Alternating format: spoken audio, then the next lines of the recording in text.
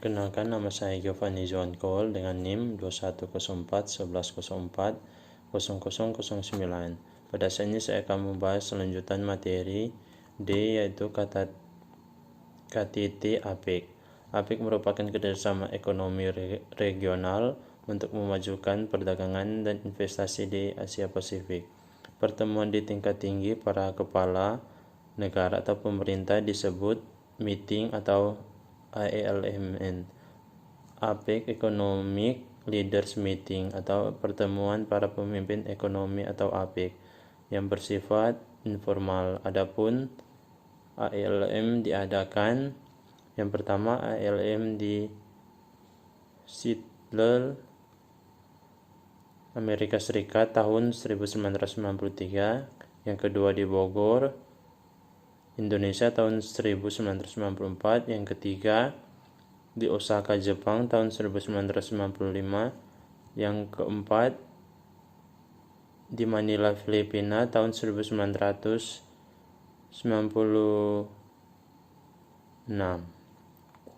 yang kelima di Kuala Lumpur, Malaysia tanggal 17 sampai 18 November 1998. Kerjasama APEC. Sejak akhir tahun 1980-an, motivasi untuk melakukan kerjasama regional itu semakin kuat dikarenakan ada beberapa hal berikut. Yang pertama, kesiapan negara Asia Pasifik terhadap kemungkinan proteksi di Eropa dan Amerika Serikat. Seperti yang telah diketahui, pada dasawarsa 1980-an, Eropa mempercepat langkah penyatuan ekonomi dan moneter Eropa. Dengan pula hal ketika North America Free Trade Area atau NAFTA makin gencar dan Amerika Serikat makin sering menerapkan tekanan politik dalam kebijakan perdagangan luar negeri. Kedua, peningkatan pertumbuhan perdagangan intra-Asia dan intra-Asia Pasifik. Dalam periode 1988 sampai 1992, total ekspor negara-negara anggota APEC meningkat dari 1.079,4 miliar dolar Amerika menjadi 1.518 dolar Amerika, dan 66% diantaranya adalah ekspor ke sesama anggota APEC. Dalam periode yang sama, total impor negara-negara meningkat dari 1.221,1 miliar dolar Amerika menjadi 1.519,4 dolar Amerika, dan 67,2% diantaranya adalah impor dari sesama anggota APEC. Yang ketiga, kemunculan negara industri di Asia Pasifik. Keyakinan akan kekuatan sendiri dan rasa percaya diri yang muncul akibat prestasi itu juga banyak mendorong negara-negara di kawasan ini untuk melakukan kerjasama regional. Yang keempat, infrastruktur yang semakin baik seperti telekomunikasi dalam mendukung kerjasama regional. Dari sudut kepentingan ekonomi, lebih dari 70% pasar ekspor Indonesia berada di kawasan Asia Pasifik. Begitu pula impor Indonesia kira-kira 60% berasal dari negara-negara anggota APEC. Mereka juga menyumbang hampir 35% dari keseluruhan bantuan luar negeri yang diterima Indonesia. Persoalan besar yang dihadapi negara-negara Selatan dalam dua arena tersebut adalah rendahnya tingkatan solidaritas mereka. Dalam APEC, negara-negara Selatan tidak bertindak sebagai kelompok yang bersatu. Misalnya, Malaysia yang berusaha menentang Amerika Serikat ternyata tidak memperoleh dukungan dari rekan-rekan dari ASEAN. Begitu pula yang terjadi dalam perlindungan peraturan Uruguay dan GATT. Upaya negara-negara Selatan untuk menerapkan strategi kealosi global dan melakukan negosiasi dan tawaran sebagai kelompok seperti yang melakukan dalam United Nations Conference on Trade Development atau UNCTAD tidak berhasil karena ada beberapa alasan berikut. Yang pertama, penerapan strategi pecah dan tindas oleh negara-negara utara, terutama Amerika Serikat. Salah satu mekanisme yang adalah tekanan-tekanan bilateral terhadap negara-negara yang hendak menentang usulan GATT. Yang kedua, adanya kehendak negara-negara selatan untuk membentuk koalisi menentang negara-negara utara. Oleh karena itu, negara-negara utara mengusulkan pembentukan kelompok charge dalam GATT yang beranggotakan negara-negara utara dan selatan seperti Argentina, Australia, Brasil, Chili, Kolombia, Filipina, Hungaria, Indonesia, Kanada, Malaysia, Selandia Baru, Thailand, dan Uruguay. Dengan demikian, pengelompokan yang eksklusif dari negara-negara selatan tidak terjadi. 3. Adanya kemungkinan bahwa keberhasilan Taiwan, Korea Selatan, dan Singapura sebagai negara industri baru melalui jalur KPF, prinsip ASEAN, dan sikap Indonesia. Prinsip ASEAN terhadap APEC adalah sebagai berikut. Yang pertama, setiap peningkatan kerjasama di kawasan Asia Pasifik hendaknya identitas, kepentingan, dan persatuan ASEAN tetap dipertahankan. Yang kedua, kerjasama hendaknya didasarkan pada prinsip-prinsip persamaan, keadilan, dan keuntungan bersama. Ketiga, hendaknya kerjasama tidak diarahkan pada pembentukan blok perdagangan yang tertutup atau inward-looking economic or trading block. Yang keempat, hendaknya kerjasama ditujukan untuk memperkuat kemampuan individual dan kolektif para peserta. 5. Hendaknya pertumbuhan kerjasama dikembangkan secara bertahap dan pragmatis. Sedangkan sikap Indonesia terhadap keberadaan APEC adalah menyambut era perdagangan bebas dan dengan tangan terbuka. Perdagangan bebas menuntut produk-produk berkualitas memiliki daya saing tinggi, mampu menembus persaingan dunia. Untuk mempersiapkan era pasar bebas tersebut, maka langkah-langkah pemerintah Indonesia adalah sebagai berikut. Yang pertama, meningkatkan sumber daya manusia atau SDM yang handal. Yang kedua, meningkatkan mutu produk-produk agar mampu menembus pasaran dunia dan mampu bersaing. Yang ketiga, meningkatkan budaya Aceh atau Aku Cinta Indonesia, yaitu menumbuhkan mentalitas di kalangan rakyat Indonesia dari kalangan bawah, menengah, dan atas agar mencintai segala produk dalam negeri. 4. Meningkatkan semangat nasionalisme agar tidak terbawa arus globalisasi, agar tercipta modernisasi bukan westernisasi. 5. Meningkatkan semangat juang dan pantang menyerah untuk membangun bangsa dan negara. G. Sekretariat APEC. Sekretariat APEC dibentuk pada tahun 1993. Para pegawai Sekretariat APEC terdiri atas 21 pejabat dari seluruh negara anggota ekonomi dan beberapa orang staf lokal. Sekretariat APEC dipimpin oleh seorang direktur eksklusif dengan masa tugas 1 tahun dan berasal dari negara anggota ekonomi yang sudah menjadi ketua APEC. Indonesia menempatkan wakilnya di Sekretariat APEC dan mendapat tugas sebagai direktur bidang gender dan police level ground on small dan medium enterprise sejak tahun 1998. Sekretariat APEC berdomisili di Singapura. Dalam melaksanakan tugasnya terbagi dalam beberapa bidang, yakni Sekretariat APEC di bidang Commit on Trade and Investment atau CTI, bidang service, tarif and non-tarif, measures atau NTMS, bidang standard and conformance atau SCS, bidang customer products atau SCP, bidang intellectual property right atau IP, competition police government procurement atau GPEC,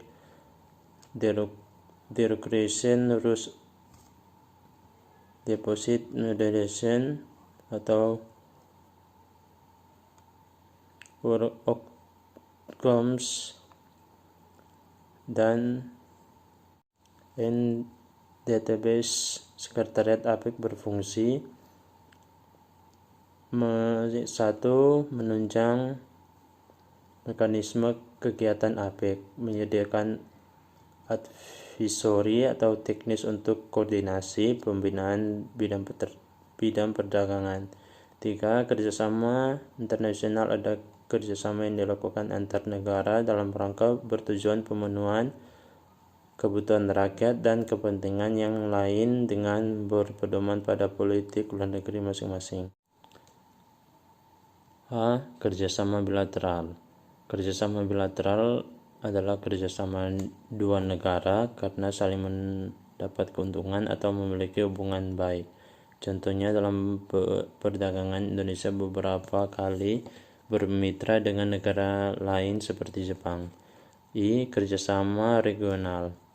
Kerjasama regional merupakan kerjasama antar beberapa negara dalam satu kawasan atau wilayah. Kerjasama ini terjadi karena adanya satu kepentingan bersama di bidang politik, ekonomi, dan pertahanan. Contohnya untuk kawasan Asia Tenggara dan ada ASEAN di Timur Tengah, ada Liga Arab. Contoh kerjasama regional yang pertama, kerjasama regional di bidang sosial budaya, contohnya ASEAN. 2. Kerjasama regional di bidang pendidikan, contohnya Organisasi Menteri Pendidikan Asia Tenggara atau SIAMIO, didirikan pada tahun 1974 dan yang anggotanya terdiri dari Indonesia, Kamboja, Laos, Malaysia, Filipina, Singapura, Thailand, dan Vietnam. Kerjasama regional di bidang ekonomi, contohnya MEEE atau Masyarakat Ekonomi Eropa yang merupakan anggota khusus untuk negara Eropa Barat, didirikan pada tanggal 1 Januari 1958 dengan tujuan melakukan perdagangan bebas antar negara Eropa Barat. Selain Eropa Barat, ada juga Asia Tenggara dengan nama AFTA yang bertujuan meningkatkan daya saing ekonomi negara-negara ASEAN. J. Kerjasama multilateral. Kerjasama multilateral adalah kerjasama yang dilakukan lebih dari dua negara tanpa batas kawasan atau wilayah. Bisa kerjasama antar satu kawasan atau beda kawasan. Anggota terdiri dari dua jenis, yaitu anggota utama dan anggota aktif. Maksud dari anggota utama adalah negara yang dengan kekuatan menengah,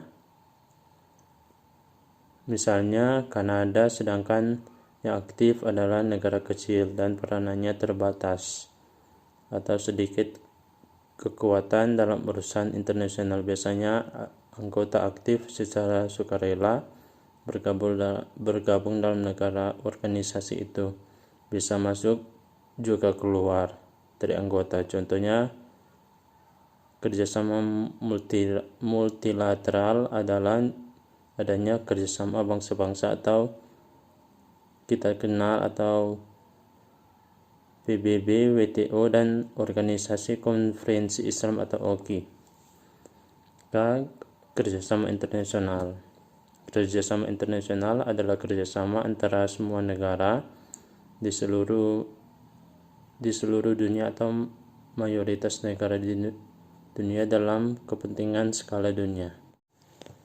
1. 1. Kerjasama internasional di bidang ekonomi. WTO atau World Trade Organization. Non-diskriminasi, liberalisasi perdagangan, stabilitas hubungan perdagangan adalah prinsip dari organisasi WTO. WTO dibangun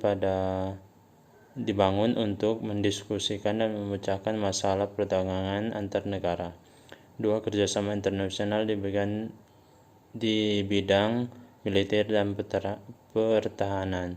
SEATO atau Southeast Asia Treaty Organization, fakta militer yang didirikan untuk mencegah bertumbuhnya komunisme di kawasan Asia Tenggara. B. ANZUS atau Australia, New Zealand, dan United States. Fakta militer yang didirikan untuk mencegah komunisme di kawasan Australia, Selandia Baru, dan Amerika Serikat.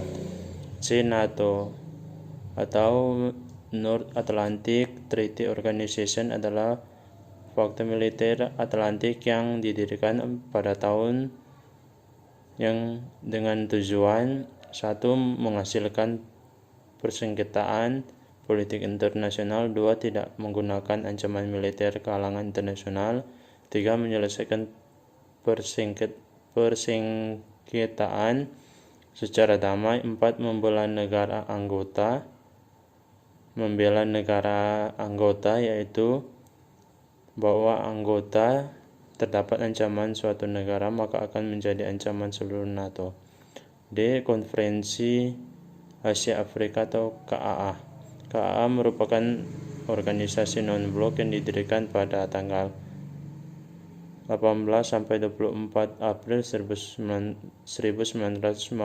di Bandung dan dihadiri 29 negara dan kepala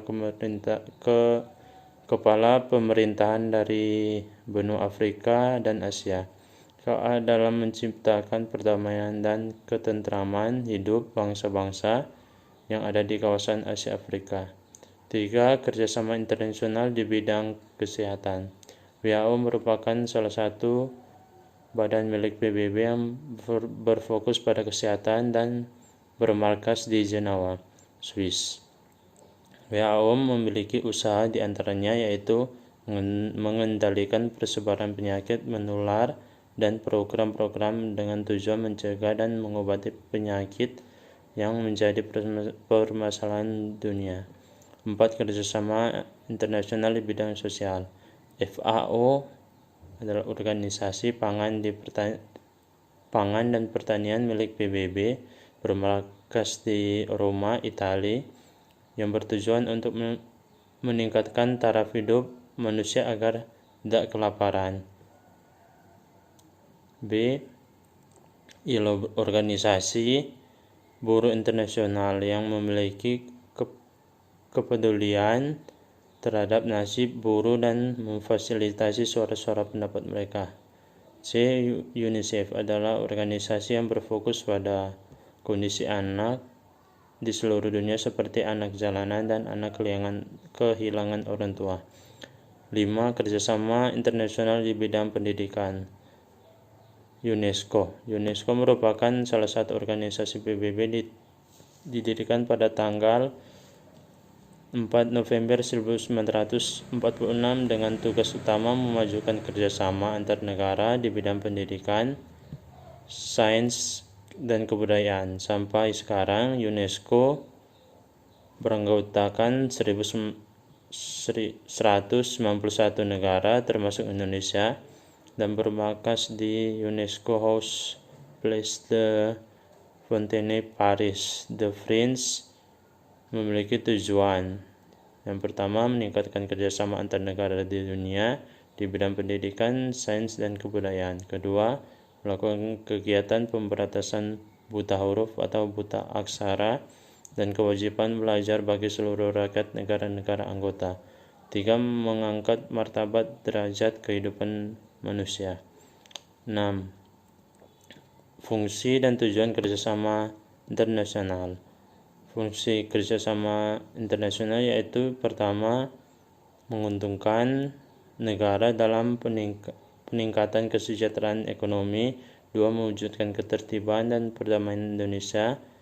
3. Terjalinnya saling menghormati dan menghargai masing-masing ideologi negara. 4. Menanggulangi hal-hal yang dapat merusak budaya. 5. Meningkatkan penerapan IPTEK. 6. Meningkatkan sektor pertahanan dan keamanan. Tujuan internasional, kerjasama internasional. 1. Memicu ekonomi setiap negara. 2. Mewujudkan pengertian antar bangsa dan membina dan menegakkan perdamaian dunia. 3. Menciptakan keadilan dan kesejahteraan yang merata bagi seluruh rakyatnya. 4. Memperluas lapangan kerja. 5. Memperkuat rasa persahabatan. 7. Asas kerjasama internasional. A. Asas teritorial.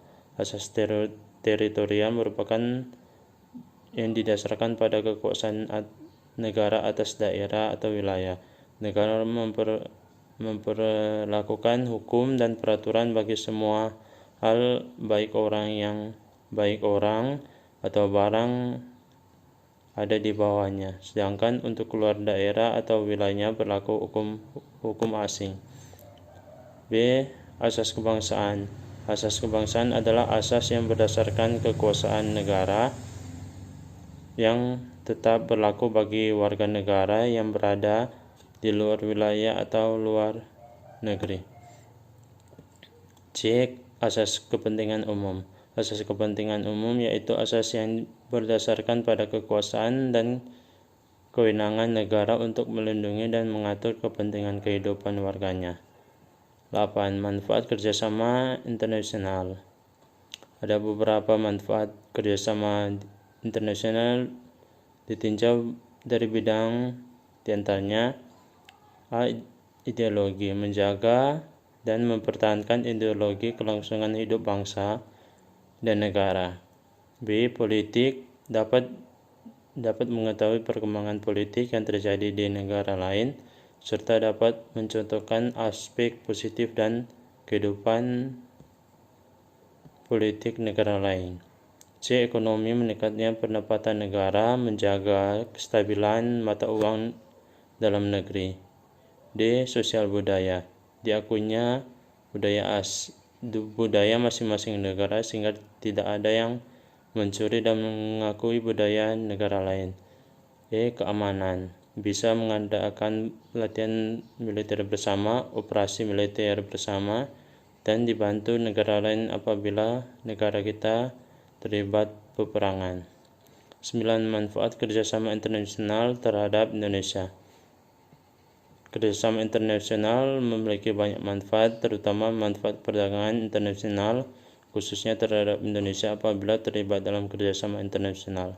Ada beberapa manfaat, yaitu sebagai berikut. A.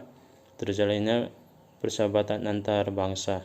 Setiap bangsa pasti memiliki menggunakan pedoman politik luar negeri masing-masing untuk melakukan kerjasama internasional. B. Mencakupi kebutuhan bangsa. Mencukupi kebutuhan bangsa Indonesia termasuk negara dengan konsumsi terbesar di dunia. Sangat sulit bagi Indonesia hanya mengandalkan produksi dari dalam negeri karena begitu banyak pada jumlah penduduknya. C. Ikut berperan dalam kancah perekonomian dunia. Dengan berpartisipasi Indonesia di kancah internasional, maka Indonesia dapat mendapatkan peluang untuk berperan lebih nyata lagi dalam perekonomian negara. 10. Dampak hubungan internasional. Hubungan internasional ternyata memiliki dampak negatif dan positif, adalah sebagai berikut. A. Dampak positif. 1. Hubungan internasional membuka kesempatan bagi semua negara untuk berdiskusi lebih jelas, lebih lagi untuk menghilangkan kesalahpahaman antar negara. 2. Hubungan internasional memberikan inspirasi dan motivasi bagi negara-negara berkembang untuk lebih lagi berkembang lagi dan bersaing dengan negara-negara maju. 3. Hubungan internasional mengurangi tensi atau konflik antar negara sehingga memecah terjadinya perang. B. Dampak negatif. 1. Hubungan internasional membuat setiap negara diperbolehkan untuk berinvestasi negara lain dan ikut campur urusan negara lain sehingga mengurangi kedaulatan demi kerjasama. 2. Hubungan internasional menuntut agar saling terbuka satu sama lain sehingga bisa membocorkan informasi rahasia negara. 3. Budaya bangsa lama kelamaan akan terkikis. L. Kerjasama pemerintah Indonesia dalam negara ASEAN. Yang pertama, peranan APEC bagi Indonesia di kawasan. Manfaat APEC bagi Indonesia. A. Sarana untuk membangun kepercayaan dan hubungan yang saling menguntungkan dengan negara ekonomi mitra strategis Indonesia di kawasan. B. Sarana untuk meningkatkan kapasitas dan daya saing Indonesia melalui proyek-proyek pelatihan teknis dan capacity building serta sharing of best participants. C. Sarana untuk memastikan bahwa pasar Asia Pasifik tetap terbuka bagi produk ekspor unggulan Indonesia. D. Sarana peningkatan investasi. Pada tahun 2012 tercatat total investasi portofolio yang termasuk Indonesia dari anggota APEC adalah sebesar 200,5 miliar dibandingkan 45,7 miliar pada tahun 2001. Manfaat APEC bagi kawasan Pasifik. 1. A. Turut menjaga stabilitas pertumbuhan ekonomi kawasan melalui pertukaran informasi kebijakan. B. Menciptakan koordinasi dan mendukung peningkatan perdagangan kawasan.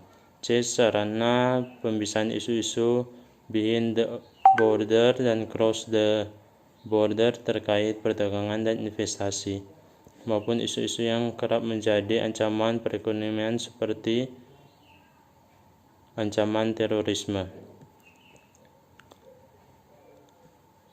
Dia mendorong paradigma pertumbuhan yang berkualitas.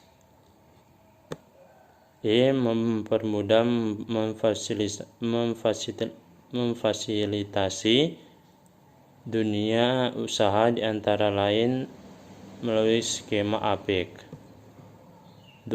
Mengenalkan informasi peranan APEC kepada masyarakat. APEC ekonomi telah tumbuh sejak Deklarasi Bogor tahun 1994.